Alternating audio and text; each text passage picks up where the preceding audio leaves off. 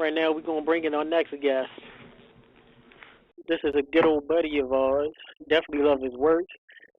His real name is Brad Jones, but he's better known as the Cinema Snob because there are so many people in the world named Brad Jones. If you Google it, this man, you can find him on www.thecinemasnob.com.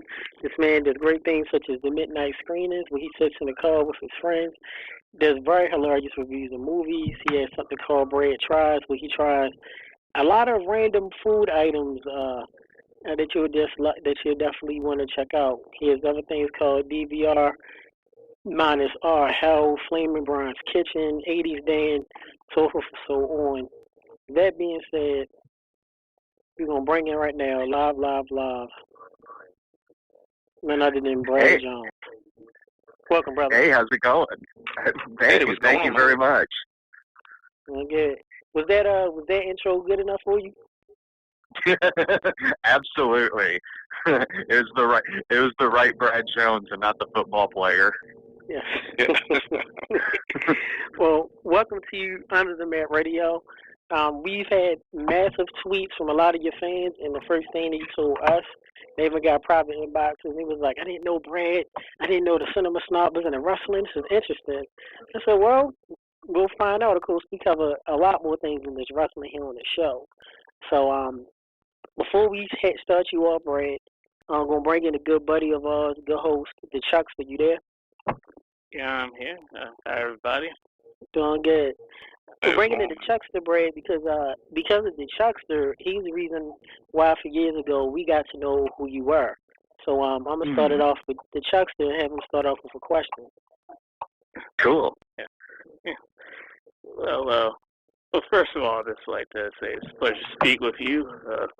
I've been a fan of your work for a while, since at least '08. I saw you on the Channel Awesome site. I really like your reviews and kind of insight you bring into them, because being not just a fan of film, also being a filmmaker yourself, that you understand the mechanics how movies are made. So I think this probably I'm just kind of curious where you when you got into filmmaking, did you like go to school for it, or did it just something that you decided to do on your own? Thank you, by the way. I went to school for it for like a day. Uh, And if if you've seen some of my movies, you can kind of tell. Um, like I was enrolled at one point at Columbia University in Chicago to go to film school. Very briefly, because what I wanted to do was essentially I wanted to make my own stuff. I wanted to make low budget, schlocky exploitation flicks. That was, that's I grew up on that. That was just the kind of thing that I wanted to do, and I didn't really need film school for that to make the kind of movies I wanted to do. Shot on video, shot on high 8 tapes, edited myself, made myself, distributed myself, and all of that. So I made a few movies between 2003 or starting in 2003.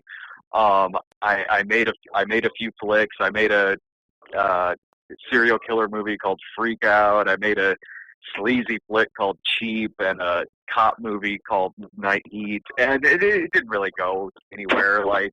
Um, I just enjoyed making them. I enjoyed making it with my friends, and I liked the movie. But then when the Cinema Snob thing took off, years and years after making these movies, they actually found an audience, so that was really cool.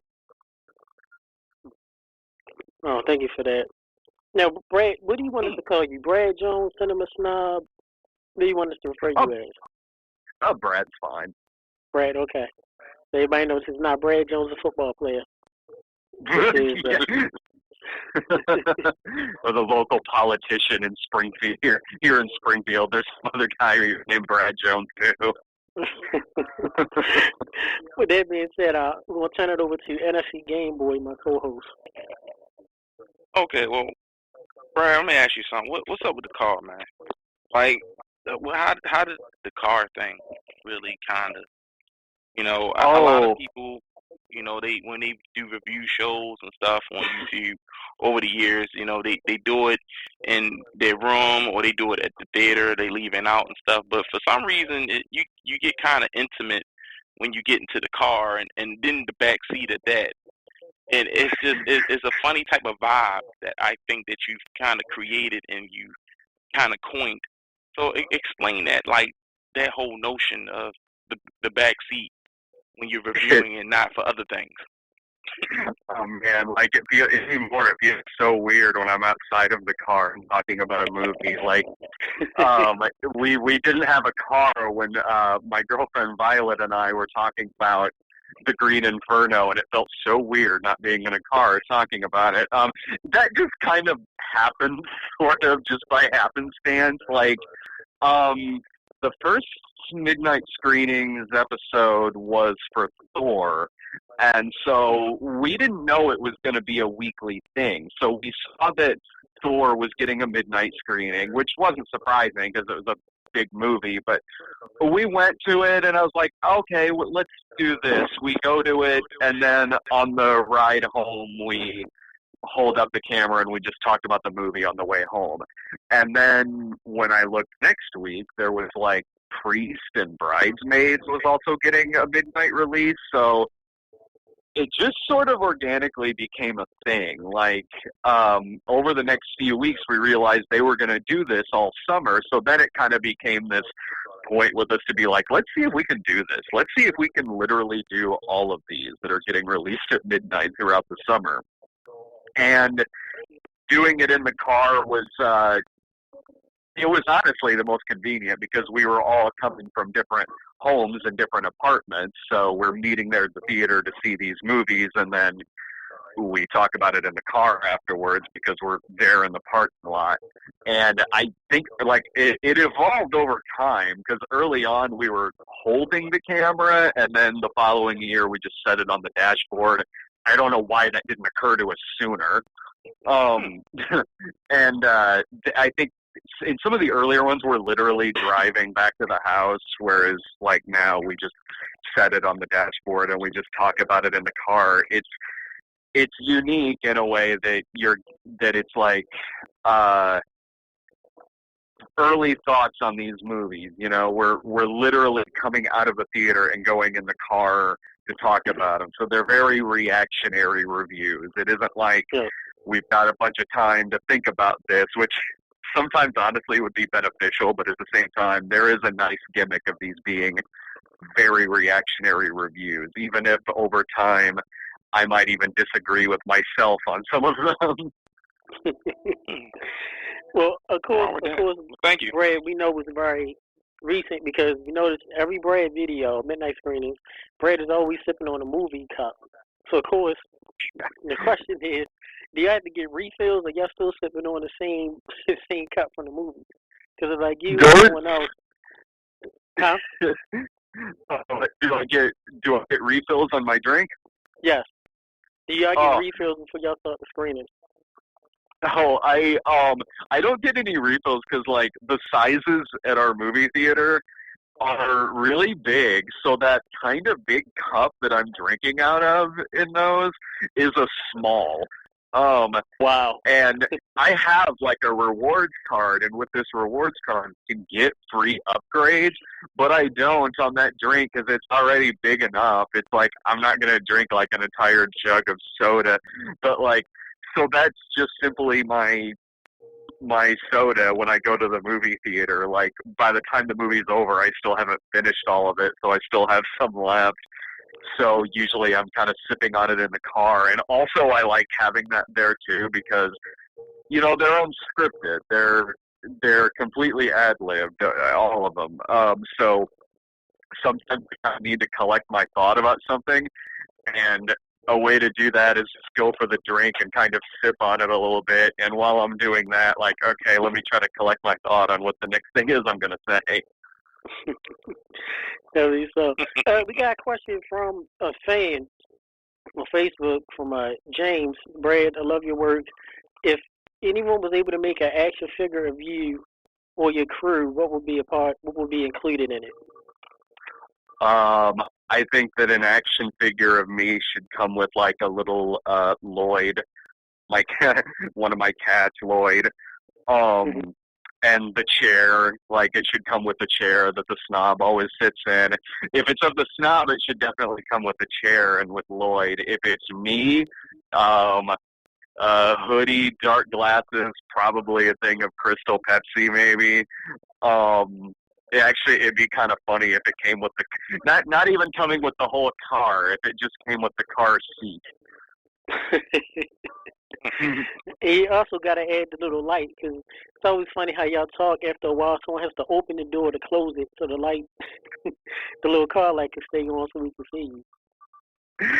I love every now and then when there's somebody who like tries giving us crap over that. Like somebody will be like really condescending about it and just be like, "Ugh, if you turn the car on, it'll stay on, right?" And I read that and I'm usually like, "Okay, genius." The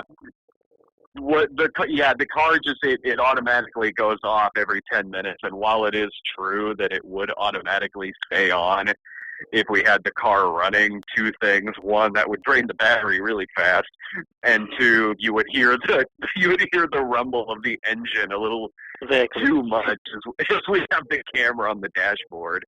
Some of the cars we use don't really have that problem, but the main one that we use, Jillian's car, Jillian Zarowski, she's another person on my site. It goes off like every 10 minutes, but it's kind of helpful, honestly. It sort of tells us how long the video has been going. Use the little, the car light as a timer. Pretty much, yeah. With that being said, Shimbly, you with us? Yeah, I'm here. Yeah, you're going to bring our lead correspondent, Shin. Go ahead, Shin, and your turn to ask Brad, Cinema Snob, a question. Actually, I never heard of the Cinema Snob until like a couple weeks ago, and the one thing I wanted to ask, because I made a couple of comments about movies today, was name your top 5 movies of 2015. Oh man, off the top of my head, Fury Road, The Gift. I saw a movie earlier in the year called These Final Hours that was really damn good. Black Mass was really damn good. I really enjoyed The Visit. I mean, I don't know. That's just off the top of my head. That was just a recent really good movie that I saw.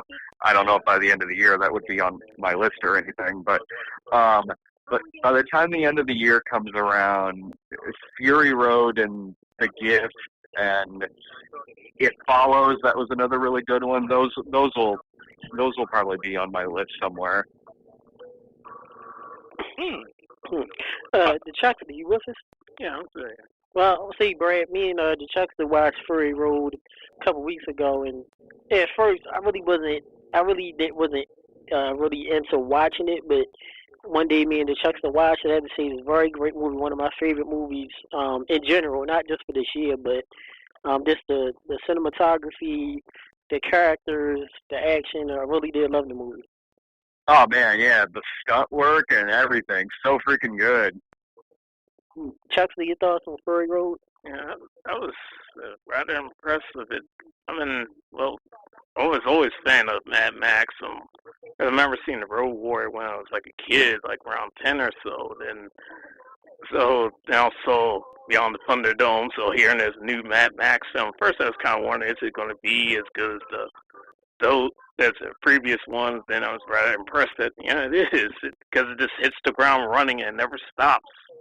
It's just full on adrenaline. And the characters are so cool. Morton Joe is just really awesome villain, and seeing Charlize Theron play this really cool character of Furiosa, like everything part of it is it's just cool little bits in it all the way through. It's always something in it that just keeps you engaged. I just really loved it.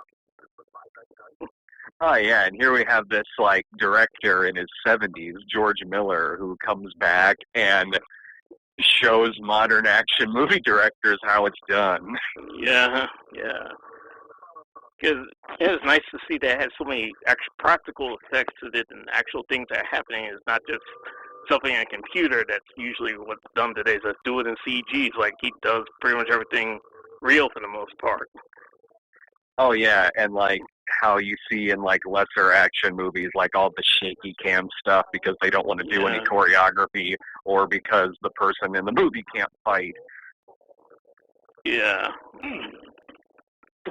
Now, Brad, what are your thoughts on the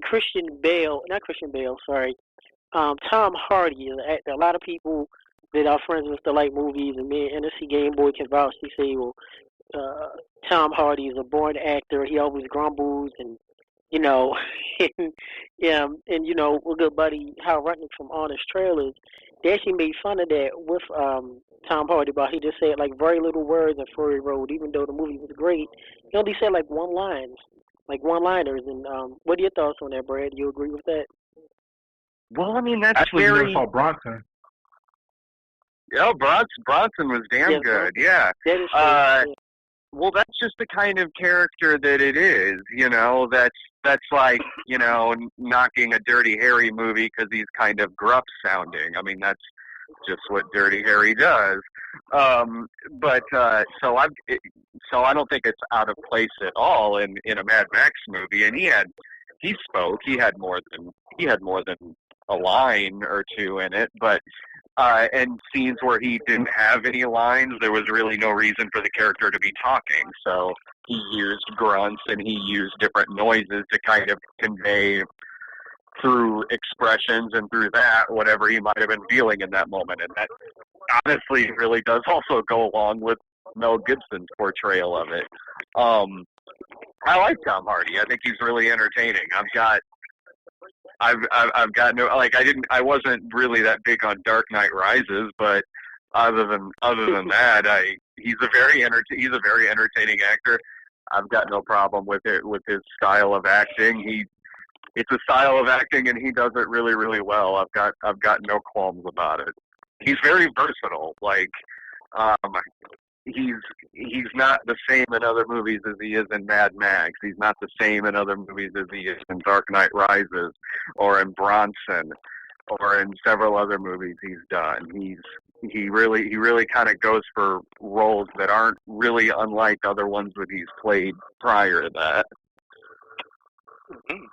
Now, I want to give you a special shout out, Brad.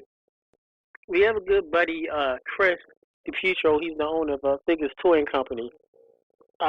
He had a bone to pick with you. He was able to actually call into the show. He sent me this message. If this is true, Brad, you're not a fan of the Garbage Pail Kids movies. Is that true?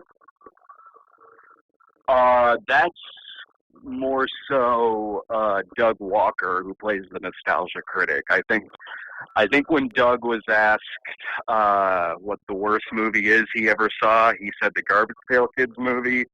I've seen that movie, but it's been 20 years, so I can really not. It's almost like I haven't seen it. It's been so long since I've seen it. I don't really remember caring that much for it when I was a kid, but I can't think of when I would have said anything about the Garbage Pail Kids. That's definitely more Doug Walker's thing. Yeah, we'll have Doug. We spoke to Doug early today. He'll be coming on it beginning of November. But oh, nice. Sorry, Chris got you mixed up with the nostalgia critic, so we apologize for that. No. It happens all the time. Well, not all the time, but like there's every now and then when I'm at a convention, sometimes that happens, and usually when that happens, I still kind of just play it off. Like one guy came up to me and he was talking to me for a little bit, but it was kind of small talk. So but then it was near the end of the conversation, I realized that he thought I was Doug. So at that point, I did not have the heart to tell him. So I just kept like, hey, yeah, nice to meet you. Well, we gotta ask you. You know, we're all here with our demographic being Black African American men. Your thoughts, Brad, on the Medea movies? I know me and NC Gameboy saw. NC Gameboy, what was that Medea movie that came out? And Brad and Chuck, do you remember that we was all together watching? We was cracking up because he was bragging it. Was it I don't know. They all look the same. Yeah, they are. Yeah, I get them all mixed up. So, they all pretty much Chester, like do you the remember same. that? Do you remember the Medea movie? No, not particularly. I get them mixed up. They do kind of run together. So Brad, of course, you feel safe. We're all here. We're all African American men. We safe for us. Let us know what your thoughts on Medea and the Tyler Perry movies. I've only seen when the Medea movies come out. It's usually not me at them. It's usually a couple other guys from my site, David Gobble and Brian Lewis. I saw a Medea Christmas, but I was really drunk. This was at a like a St. Patrick's Day party, and I was really drunk. And I just remember drunk me being there and just being like, "This isn't funny." I remember thinking, this is so bad that Larry the Cable Guy is the best part of it. That's really bad. Wow. Right? So, like, but I've seen a couple of his, but they weren't Medea movies. I was at Single Moms Club, and Oh gosh. it was, right? Yeah, like, it was at Single Moms Club, which was made up of, like, all of these, like, puns and double entendres and stuff like that you would see just on the worst sitcoms. Like you're really expecting a laugh track to come in, like somewhere. And just what I wasn't expecting going in, because it was the first one of those that I'd seen in the theater all the way through. So I was kind of just expecting, like, okay, it's just going to be like a cheesy comedy and probably not going to be very good. What I was really thrown by was the fact that it was easily one of the worst directed movies I've seen in a long time. Like, there are shots, it's framed so horribly that sometimes, like, I didn't know that other actors were in the scene until it would just cut to them, and it would scare me every time. Like, one part, I think it's just like a girl in an office talking to her boss, and I'm like, okay, and then it pans out, and they're in a boardroom meeting with like 10 other people, and I'm like, dude, man, like, establishing shots, seriously. So I'm not a huge fan of either the comedy in like that particular movie or his direction either. Tennessee Gameboy. Yes. Your thoughts on that?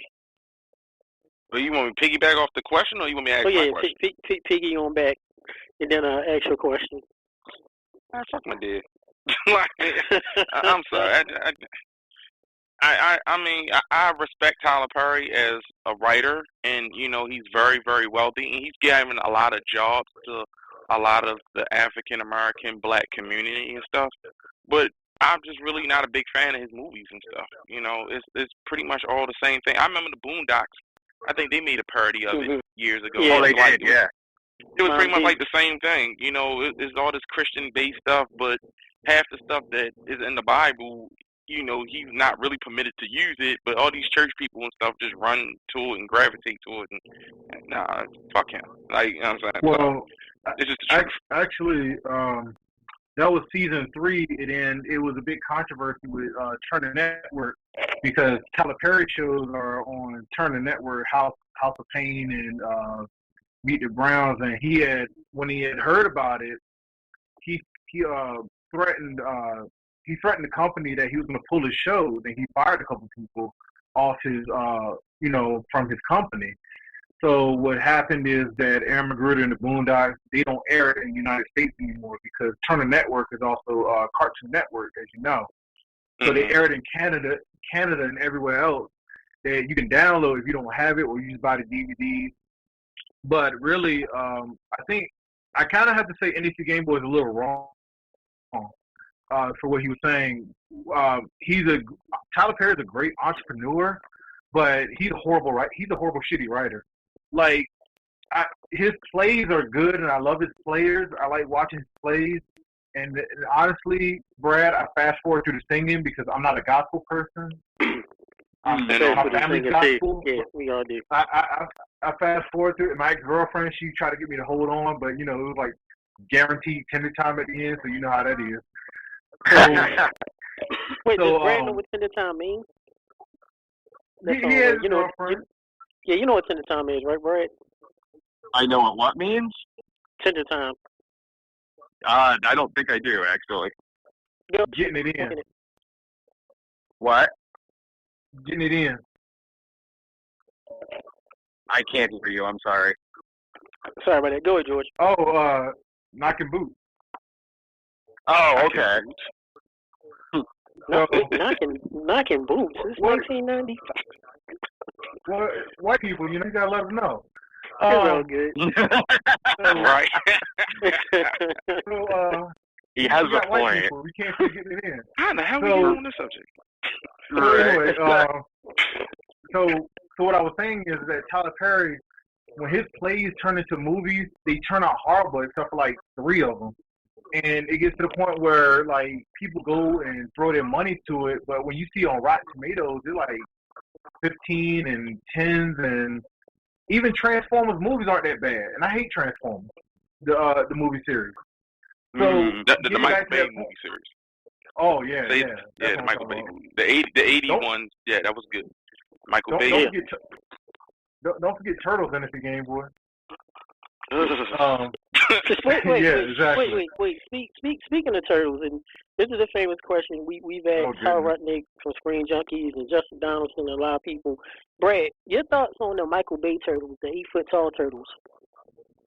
Oh, jeez. Yeah, I was at that night.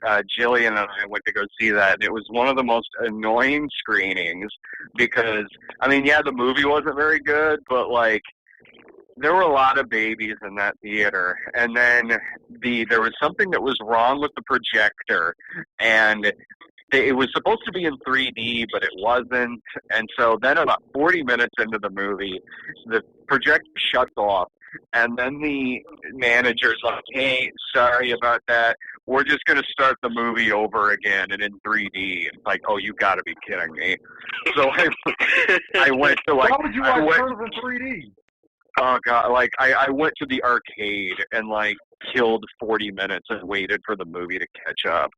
And then went back and saw it. And the movie was, like, I'm not gonna pretend like that some of the other movies were masterpieces by any stretch, but the first one at least, I think it's really good for what it is. Like, and even if I didn't really care that much for the first movie in the series, at least that one had way more character action and better story arc than the Michael Bay one did. Michael Bay one was just kind of like a mess of scenes that felt like the whole movie was a trailer for a movie that never started. Wow. You have 2 villains in it. You have Shredder, and then you have William Fichtner, who were both supposed to be the same character, but then during the movie that was changed. So now you have 2 separate characters, and neither one of them is well defined enough. Shredder is just some guy walking around who looks like a Swiss Army knife. And He's then, a Gundam. Yeah. Don't And insult then you Gundam have- like that. Don't do that. And Well, then- that's what it looked like. William Fichtner is there, and you're waiting for him to turn into something, and he never does. So he's kind of just this evil businessman in the movie, and none of it goes anywhere. Well, I'm gonna tell you, Brad, 2 things. Number 1, I saw Pootie Tang with 4 other people in the theater opening night in 2001, and that was better than Turtles. Number 2, I agree. the origin story of the Michael Bay Turtles movie, just like NBC Game Boy, made me throw my drink at my own TV when I saw it because it made no sense. Oh, how they like just happen to find like a book on ninjutsu in the sewer. Yes. No, Yeah. This is crazy. they didn't have the story of Oroku Saki. It was just like April and 4 turtles with paint on their back. Then the lab catch fire, they caught a mutagen, and that was it. Yeah, at least the other movie, I kind of knew something about these characters. Like, at least each character was kind of like, whether you think the original movie is good or whether you think it's bad, at least the characters in it are defined. Mm-hmm. We should never forget Vanilla Ice either. That's the second one. Yeah, I know. Hey, what do you think about Turtle 3? Never happened. That movie is so lame. Like, that movie is, I saw that movie in the theater and was bored as hell. I don't know if I was ever bored in the Michael Bay one, but I mean, I didn't like the movie very much. But I don't think I ever felt like I needed to take a nap. Whereas Turtles 3, I probably got the best sleep that year going to see that movie in the theater. Well, Brad, something we do, we done on our videos is we call it movies that never happened, which is movies that actually happened, but we just act like this never existed. So Yeah. start with you, Brad. Let us know some of the movies that never happened to you that were just so awful you just act like it never existed. Oh God. Let's see. Never happened and just didn't exist. Well, the easiest answer is the Star Wars prequels, but I guess everyone probably gives that answer. It would have been nice to live in like an alternate universe in like the Halloween series where they made Halloween 3 and it was supposed to branch off into there being like just an anthology series of different Halloween movies each time. And that would be really cool because Halloween 3 is one of my favorite ones. But Halloween 3 didn't do very well, so instead we got a bunch of shitty sequels where they brought Michael Myers back. Meh. So I would like to live in that alternate universe and see what the other Halloween sequels would have been like if Halloween 3 was a success. Well, we got a couple of mentions. Chuckster, you want to mention some of yours? Well, yeah. Well, one in particular would be the live action Tekken movie that didn't happen. Being a fan of Tekken, that was just another disappointment. Another which I think Tech and Gameboy will agree with me on, King of Fighters. A film that's just not it's a bad adaptation of a video game, but it's just a bad movie, period. They actually leave like little mistakes in the film. They don't bother to edit them out. They're actually obvious mistakes in the movie they leave in. It's just that bad. Just didn't care at all. Yeah. I find that debatable. Has the main character slipped? Oh, and then Skyline. Yeah, the Skyline. Yeah. Well, Brad, we also have a RoboCop 3, Predator 2, and some of those that RoboCop 3, yeah, yeah. Oh man, that was the other movie that put me to sleep in the early '90s, right next to Turtles 3. Yeah, Vanilla Sky's one with Tom Cruise. Which one? Vanilla Sky with Tom Cruise. I liked Vanilla Sky. I hated that movie. Oh man, I love that movie. How about both Street Fighters? Brad, Street Fighter. Street Fighter? Yeah. I've done enough drugs in my time to find that movie entertaining. NFC Gameboy. There's a lot of movies that really, because I'm a big movie fanatic, especially horror movie fanatic. Mm-hmm. Nightmare on Elm Street 2, it was really a downer because 1 was so good, and when I saw the sequel, I was like, what the hell was this? Of course, Turtles 3. A lot of times, the Dragon Ball, the live action Dragon Ball movie. I'm a big Dragon Ball fanatic, and that really hurt my heart. As of late, I saw the Fantastic Four movie, the remake, and that's probably one of the worst movies I've seen this year, which it really was unsettling with me because I was watching it with the intentions that by me growing up in comic books and actually knowing the origin stories, it really was confusing. You can see the fighting with the director and the studio throughout the movie, which it was just plain horrible and all around the board. And I think in my latest memory, that's probably the worst movie I've seen. One we would call things that didn't happen or shouldn't have happened. But I want to ask you, Brad. Speaking of horror movies, because I'm a big horror movie fanatic. Can you give me a horror movie that you've seen recently that really surprised you, that was really, really good, and in the same notion, a horror movie that was just horrible, terrible, since we're in Halloween and October and everything? I want to definitely get your opinion on that. Some of the better ones I've seen this year would be like It Follows. I thought that was really damn good. The Gift spooked me out like like most of the like a really good horror movie should. I mean, that's more of a psychological thriller, but it spooked me out like a horror film. Seriously. Bad ones, yeah. The Gallows, that was really bad. What are some other ones that came out? I was at Sinister 2. That wasn't very good. Cabin in the Woods.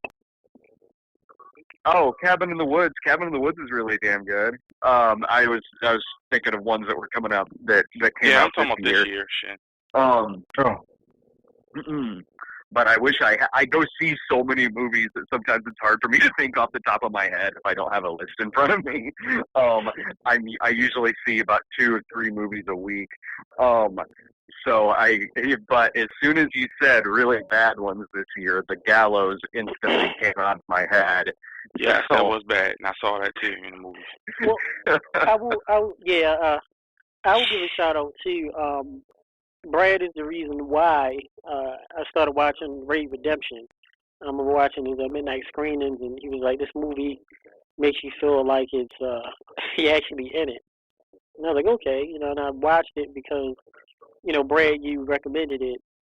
Yeah, it's one of my favorite movies. Period. Raid and Raid 2. Oh yeah, they're both just. You leave the theater and you swear you got some broken bones inside of you, like it kicks your ass that much. Mm-hmm. Yeah. Beck, are you looking forward to Raid 3? Oh hell yeah, yeah. Absolutely I am. I'm looking forward to Raid 3, and man, I wish we lived in a universe where we could get a Dread 2. Now, you say that the first Dread, I heard, of course, was the Judge Dredd movie with Sylvester Stallone, and the remake, the Dredd, that was good. that came out a few years ago. Really? I remember you saying how good that was. What is it in the movie that really made it stand out and really made it that much more interesting? Well, I mean, it was just a good kind of like.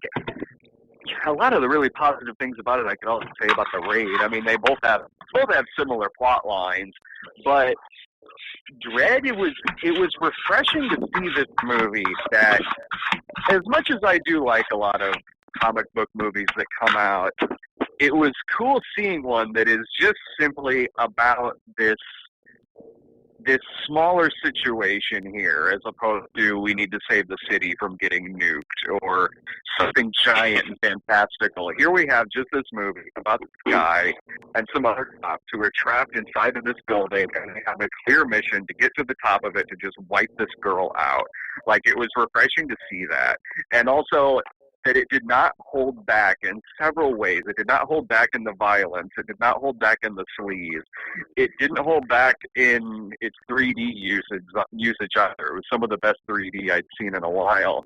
And it didn't, also in the portrayal of Dredd, too. Like, he doesn't take his mask off in the movie. You don't see his whole face. So that was refreshing to see, an actor like Carl Urban, who doesn't have a big enough ego to where he's like, no, you have to see my face at some point in the movie. He doesn't. He's like, no, this is Judge Dredd. You're only going to see like my mouth and chin in this thing. It was just such a cool little action movie, and it was my favorite movie of that year when it came out. Yeah, I really did enjoy that. I did enjoy the grittiness of it. It was just straight in your face. It wasn't all that teeny bopper, all that waste of space. This was like straight to the point. Yeah, it was an adult movie for an adult audience. It wasn't trying to pander to some 12 or 13-year-old so they can buy a ticket into the movie. It wasn't trying to do that at all. It was, here is a movie that is like a lot of the action movies that we grew up watching. It's dark, it's gritty, and it's a hard R. You know, this is something for adults that adults can enjoy. Yeah. Go, Sean. I must be the only one because I hated Dredd. Like the Judge Dredd with Sylvester Stallone. I guess I fell into it because I was a Stallone fan growing up. So I'm a huge Stallone fan. I love Demolition Man. That movie is cheesy, but I love it. But I'm actually, I mean, unlike NSC Gameboy and Tech, I'm an indie movie person. Like I like independent movies. Then I also like action movies that make sense. I mean, I saw Fast Furious 7 this year, and as much as I can't stand Vin Diesel, his acting is perfect for that movie, like for that. But the question I wanted to ask you was your thoughts on nefarious director Yui Boll. I interviewed him once. I was really tired too. I had to interview him at like 4 in the morning. Damn, you're always talking drunk. You're right. Yeah, like well, it was like noon his time or something like that. So I had to interview him at like 4 in the morning. So I've seen I haven't seen a huge number of his movies. There's other guys on the internet who've seen way more of his movies than I have, like Spoonie, Alex Jowski, a lot of those Geek Juice guys. They've seen more of his movies. I've seen a few, and yeah, like House of the Dead, that's really bad. Postal's bad. A lot of his movies that I've seen that are really bad, they're just that. They're just bad. Like I can't even get like any kind of like humor out of how bad it is, and they're just sort of bad in a way that like I would have come across like a really bad direct-to-video action movie in the mid-'90s, but not one of the entertaining ones, one of the really forgettable ones. But then again, Rampage was really good. Rampage was intense and actually well made, and the actors were directed really well. So I mean, he had one really good movie that I thought was damn good.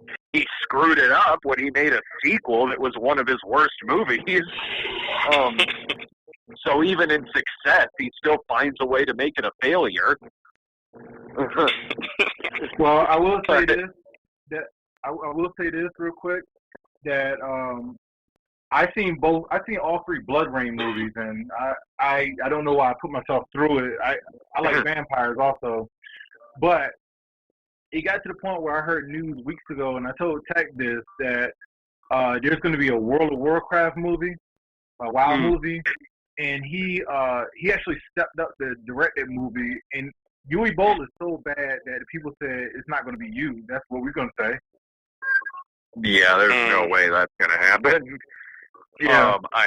Wow. Yeah, I can't picture that happening. Like there's nothing worse than when he's trying to be funny. Like I've seen him in interviews, and I've seen I did interview him once, but even in other interviews, like he has this batshit insane way of talking about things where it's like I don't agree with some of what he's saying, but he's being entertaining about it. There is something sort of likable about the guy. But when he's doing a movie and he's really trying to be funny, whether it's Blubberella or Postal, like man, it's like when you watch something that's genuinely bad and then you see a sequel to it and it's being self-aware and it's just not quite as charming. Like it's kind of like that, even if in this case the original isn't that charming either. I will say this. I did like the movie Seed. I do own that one. That's probably the only one out of his movies that I actually like. I never saw Seed. I thought Seed was one of his better ones. Well, of course, it had to be better one because all the other ones I'm thinking about was fucking dumb. But this particular movie, I didn't even know he directed it until at the end, and I was like, wow, this is actually pretty okay. And that was like the only one that I would say that I can honestly stand by him. But my question to you is that now that we're talking about the present and the past, let's get to the future. There are a lot of great movies that's scheduled to come out in the next few weeks, months, and then of course next year, 2016. So, what are some of the movies that you're looking forward to within in this time period? With some of the gems that you think that are really going to hit the market and really make a stride, and which ones do you think that people should stay away from and definitely save their money? Well, I'm thinking that. I mean, I don't know. This is a guess, but people should probably stay away from that Adam Sandler Western that'll be coming out before too long. Oh, God. The Ridiculous Six. Yeah, I bet that's going to be a masterpiece. Movies I'm looking forward to that are coming out. I'm looking forward to the Leonardo the DiCaprio one, The Revenant. I'm looking forward to The Hateful Eight. I'm looking forward to Joy, the David O. Russell one. I'm looking forward to seeing The Walk. I think that comes out next week. Just for my own curiosity, I'm curious about the Keanu Reeves one, Knock Knock, that's coming out. Yeah. Wait, that's a movie? Yeah. Yeah, that do look interesting. That's the one with the two girls, like stop pads or something. I've seen the original. The movie's a remake. It's a remake of a movie called Death Game, and I've seen the original one before, and I'm curious about it in the same way that I'm usually curious about an Eli Roth movie, because I'm not an Eli Roth fan. Oh, but that's an Eli Roth movie? Oh, it's an Eli Roth. Yeah, I know, right? That kind of upsets you, right? It's an Eli Roth movie. That. Oh, man. I'm curious in the sense to where I'm like, okay, what's this gonna be like? Like, I went to go see the Inferno a couple of weeks ago, and I'm watching it like, well, it's cool to see another Amazon cannibal movie. Too bad it has some stupid Eli Roth shit in it. So but the thing about you don't want to know. and it's a Gameboy was about to take me to that. No, yeah. Oh, I know. You don't want to know. Cool. Oh, I know. I just wanted to hear what Brad's theories was on Eli Roth stuff. Oh, go ahead, Brad.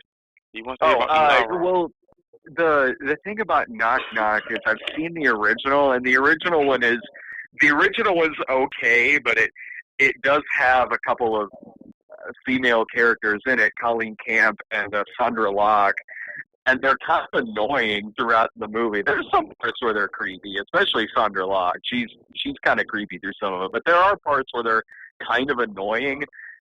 And I can't imagine how in a remake written by Eli Roth, like, just how much more annoying they're going to be when Eli Roth is writing them. It's got to be insufferable. So I'm curious to see it. Did you do Green Inferno? Yeah, I saw Green Inferno. Yeah, because we was about to go in L.A., and I had funny feelings about that one. When I saw Green Inferno, I was sitting there like, well, I guess it's his best movie, but that's sort of like saying this is the best sandwich at Dunkin' Donuts. Like, okay. So watching the Green Inferno, I was like, it was cool seeing like a new Amazon cannibal movie, like Cannibal Holocaust, Cannibal Ferox, all that stuff. It was cool seeing another movie like that in the theater, but at the same time I'm like, but it's still got all the annoying Eli Roth shit in it. Like, some of it not as bad as some of the others. Like, the annoying things about other Eli Roth movies are still in this movie, but not as bad. Meaning, like, instead of having 4 insufferable characters like he usually does, he only has 1. So, okay. But it's Eli Roth, so you still have to spend the entire movie with this character. Chuck, you checked this?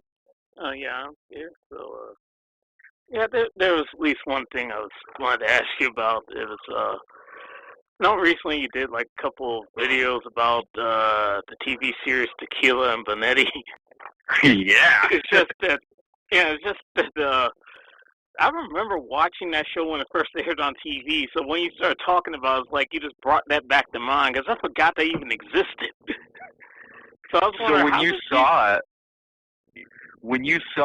did you know what it was going into it, or were you like really surprised when the dog started talking?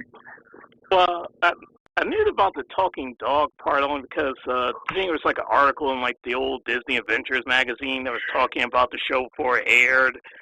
So that's kind of where it's at. It's just that I think it was really the fact that it was a serious crime drama with a talking dog in it, and it jumps back and forth between that. It's like, yeah, here's the wacky, kind of smart, sassy talking dog. Oh yeah, then I killed this kid. They keep bringing that up. I killed this kid. It was just that weird juxtaposition. It's amazing. I've seen nothing like it. Like it's I love that even in this world of this wisecracking talking dog, there is a serial rapist picking up people in parking garages, or there's a serial killer going around picking off gang leaders, or the first episode has like a murderer kills this woman and makes it look like suicide and hangs her corpse. Like, this is insane that this exists, but it's amazing. Yeah, the only thing that made me think close that there probably would have been like a Japanese anime that would have had this premise. I just would not imagine this being like a show that got pitched and somebody actually decided, let's make that. It just doesn't sound like it should be possible, but it did happen. Yeah, like basically what happened was, to my understanding, Donald Belisario, who created it, was approached by the network to make something along the lines of Turner and Hooch. So he was hired to come up with this show by the network, and he did. He gave him Tequila and Benetti, and that's kind of awesome. And I'm glad it came out when it did, because nowadays, one, it would probably be self-aware, and that would kind of take away from some of the charm of it. And two, if it came out now, in the States, if it came out now in the United States, it would probably last 2 episodes and get canceled. Whereas in 1992, it at least made it 13 episodes. Yeah, we'll have to try to keep an eye on that one. Before you go, Brad, I want to mention to you one of my favorite segments of your website is Brad Tries. And, thank you. Want to say that you tried the Mick Whopper. Yeah, so yeah. I want to ask you, people didn't see the video, give us your thoughts on the Mick Whopper and the Taco Bell breakfast. Yeah, the like Taco Bell. The Halloween Whopper turns your shit green. Wow. It does. It does. I haven't put it on the site yet, but I got it recorded. Or it's on Patreon right now. I think I'm probably putting it on the site sometime this weekend. But the Halloween Whopper, this is been trending for a couple of days because of I am assuming because of the dye and the black bun. It turns your shit cartoonishly green. And I mean green like Nickelodeon green, like your ass just said I don't know and just spewed out green slime. Like it does. Wow. Like the hashtag green poop is going around because of this. And so when that happened to me, this was when the Halloween Whopper first hit, so I didn't know about this when I had it. And because I don't mention it in the video, I'm going to have to write an update or something when I put it on the site, because I don't mention this in the video because the sandwich had just come out. So then a couple of days this was happening to me, and I was like, well, that's a thing. And it took me I was like, well, maybe my food just didn't digest all the way or something. But then I was like, wait, it's probably the bun on that Halloween Whopper. But I didn't really think anything of it until I started getting a few messages that said, dude, I had this Halloween Whopper. It turned my shit green. Did it do it to you too? And I wrote back, I'm like, yes, it did. Like, thank you for confirming this for me, strange person on the internet. Wow.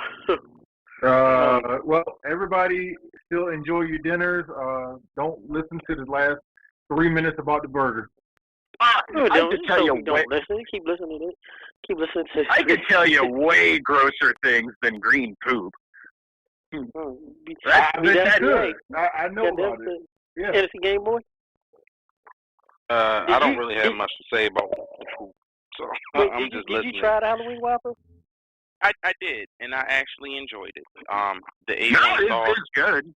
the A1 sauce built inside the burger and stuff, it really kind of brings out the grilled taste a little bit more, like you know what I mean? So it was very delicious, actually. Yeah, it was I good. enjoyed it. Did you I fall recommend inside it. of that? I'll say, as far as the green poop and stuff, I don't really.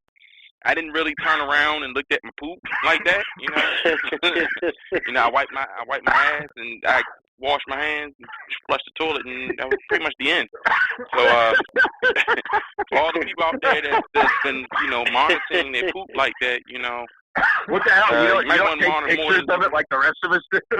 Yeah, they take pictures, and then they try to start analyzing it like they're doctors and stuff from Johns Hopkins University or something, and they trying to figure out what's going on. I mean, you know, it's you bought it from Burger King. I mean, come on, really? You know, it's like you bought it from McDonald's. Like, really? You know, it's not like you cooked it at home. You know, it's just, I hear you. No, dude, I hear you. Like, it's like when people send me pictures like, oh, man, look at what the McRib looks like before it's cooked. And I'm like, yeah, okay, whatever. It looks like what I figured it would look like. I'm not going to eat it frozen. What do I care what it looks like? yeah, exactly. It's like, you know, you kind of know what you're putting your money into when you buy it. So, you know, you're taking that chance and that risk every time. But, you know, that's just life. You know, it's one of those things that you enjoy. It's a simple pleasure. I So, hear you, I man. mean- Green poop, it's just life, man. Yeah, exactly. It's just life. It's not gonna kill you. There's worse things than death. Oh, And if yeah. you don't it's know like- that, then you're not an adult. That's why when it happened to me, I just went about my day. Yeah, exactly. Yeah, you just, like, whatever. Again, fans, Right. the tagline is NC Game Boy on Twitter. So if you got poop pictures, please send it to him. Don't send it to anybody else. Really? Really, Shen? Really? Well, we already Uh-oh. got the link. It is already It's trending Taco Bell green breakfast. poop, so Yeah. could be ready to y'all kick it crazy. to the ooze. With 1 minute left, Brad, let us know your favorite movie of all time, and then go ahead and do what we call your plug party. Plug away everything you need to. Yeah, my favorite movie is Caligula. Oh my God. You can, yeah, right. I have been Helen to Mirren. watch it. 30 years ago. Yeah, Helen Mirren, Malcolm McDowell, Peter O'Toole. The wildest Wow. movie ever made, man. I can't stand Malcolm McDowell. I can't stand him. He can't play evil. Oh, I think he can play evil in his sleep. That guy's scary. Only one movie, A Clockwork Orange. No, man, Caligula, he like puts his fist up a dude. That's really scary. And then puts a flower in, and then puts a flower in it afterwards. Power up. Yeah, that's Yeah, like I the remember Roman that. like orgy Yeah. movie, right? Yeah, Yeah, Playboy did it. yeah, that's That Yeah. house, yeah. Not for the full kids. okay. Go ahead. Plug party now, yo. Well, Go ahead, plug away your stuff. green poop. We got fists going up people. Mhm. I didn't say that. Don't worry, they'll be sending it to me too. Yeah, exactly. You can find me at thecinemasnob.com, twitter.com/thecinemasnob. You can see early stuff at patreon.com/thecinemasnob, and my stuff is also on channelawesome.com, and I'm on YouTube at YouTube/Stoned Gremlin Productions. All right. Brad, Cinema Snob, it's been an honor. I definitely will be contacting you after the show. I'll talk to you for a little bit more. We thank you much for your time. Hopefully you don't be eating any Thank more you. Halloween Whoppers anymore anytime No soon. problem, man. No problem. Thank you. So hopefully we can have you back on the show sometime soon. Yeah, anytime. Thank you, And man. take care of yourself, man. You Take too. care. Thanks a million. No All right, problem. Everybody, that was Brad Jones. I was on as a Cinema Snob. came on. Definitely great guy. Want to thank the Chuckster, of course, being our special host today. How you feeling, Chuck? This is fun. I ever get a chance to actually talk to a guy that I big fan of. Talk to Barry Jones. It's a fun day for me. Yeah. Well, we thank the Chuckster for the reason why we know about Brad Jones. So, and it's a Game Boy. We want to thank the fans out there. My man D coming on and Brad. Great show, man. Glad everybody enjoyed it. Don't forget, everybody, check next week the Under the Mat Radio with former TNA star Hernandez and former WCW star Scotty Riggs, the American Male. Check us back on Facebook, Instagram, YouTube, and Twitter.